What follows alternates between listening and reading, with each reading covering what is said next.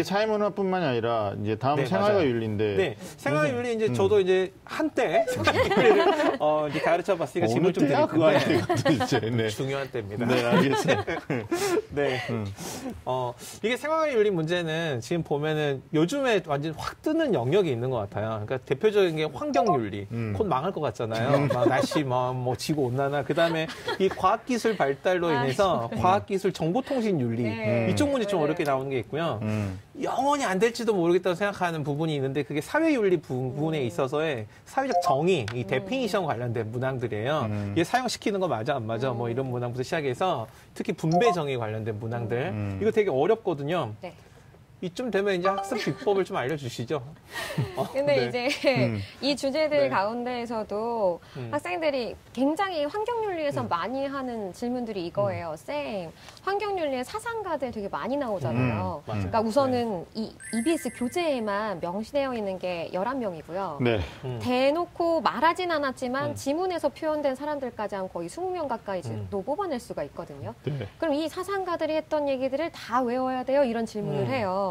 근데 우선은 사상가들을 일일이 외운다기보단 여기 환경에서 내가 중요하게 생각하는 게 누군가 그 주체들이 있어요. 네네. 인간이 중요하니 인간 중심주의, 동물까지 중요하다고 생각하니 동물 중심주의, 아니 생명을 가진 존재가 중요하니 생명 중심주의, 마지막 생태계 모든 주체들이 소중하니 생태 중심주의. 우선 이 네 가지 계열을 분류를 하셔야 돼요. 그리고 나서 근데 이 안에서도 사상가끼리 생각이 다른 부분이 분명히 존재해요. 특히 이제 인간 중심주의에서 칸트 좀 중요하게 보셔야 되고요. 네. 그다음 동물 중심주의에서는 우리 싱어라든지 레건이라든지 네. 각각의 미묘한 입장 차이 이게 요즘에 시험에 좀 잘 나오고요. 맞아요. 네. 그래서 이 부분에 대해서는 사상가들이 얘기했던 걸 무엇을 기준 삼아서 보느냐, 네. 평가원 기출을 기준 삼아서 보자. 네. 그래서 이걸 미리 기준을 분류를 해놓고 우리가 네. 연습을 하면 충분히 함정에서 빠지지 않고요. 네. 그다음 나중에 뭐 분배 정의 같은 경우에는 계속해서 반복되는 패턴이 있는데 네. 이번에 평가원에서 아리스토텔레스를 또 이렇게 냈어요. 네. 그럼 아이들이 그동안은 분배 정의에서 롤스, 노직, 이 양대 맞아요. 산맥 네. 요것만 이렇게 공부를 하다가 연말이야? 예, 뭐야 이거? 네. 이게 누구야? 이렇게 돼버리는 네. 거죠. 근데 분명히 이전 기출에서건 EBS 연계교재에서 언급을 했었어요. 그래서 한 가지만 더 제가 말씀을 드리면 네. 연계교재 공부해야 될까요? 라는 질문을 네. 굉장히 많이 하는데요. 이게 네. 어떤 선생님들은 EBS 연계교재 지금 보지 마. 그거 뭐 기출 먼저 봐. 그리고 안 봐도 돼. 라고 얘기하시는 분이 계신데요. 반은 맞고 반은 틀리다. 네. 왜냐면 특히 이제 생활과 윤리 같은 경우에는 기출이 그렇게 길지 않았잖아요. 그 네, 와중에 맞아요. 개정도 한 번 네네네. 됐고요. 그러다 보니까 우리가 풀 수 있는 기출의 스펙트럼은 그렇게 넓지 않습니다.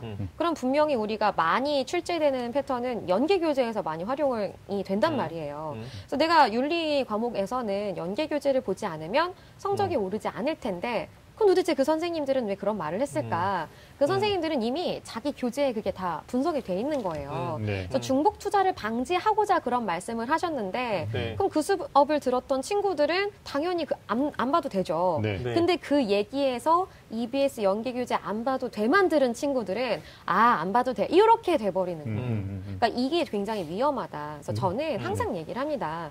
연계교재가 분석된 교재를 가지고 공부하는 친구들은 안 봐도 되지만 만약에 내가 그런 걸 듣지 않고 혼자서 공부하는 친구들은 반드시 연계교재에 대한 준비가 필요하다라는 거 꼭 드리고 싶습니다. 그러니까 저는 연계교재 저도 그 강조하고 싶은 게 뭐냐면 예전에 이제 한때 그 윤리 가르쳤을 때 학생 보면은 교재를 선택하는 기준이 가장 많은 내용을 다루는 교재를 선택하는 학생들이 있어요. 욕심이 되게 많은 아이들이고 이거 한 권이면 선생님 다른 교재 다 내용 나와 있어요. 저 이것만 할래요. 저는 그 학생들이 꼭 해주고 싶었던 얘기가 있었는데 하지만 네가 했던 건 시험에 안 나오는 게 반 이상일 텐데 괜찮겠어? 라고 물어보거든요. 그러니까 연계교재는 시험에 나올 범주를 명확하게 정리한 상태에서 나온 거고요. 그러니까 그 다 포함하고 있는 교재는 안 나오는 것도 엄청 많이 있거든요.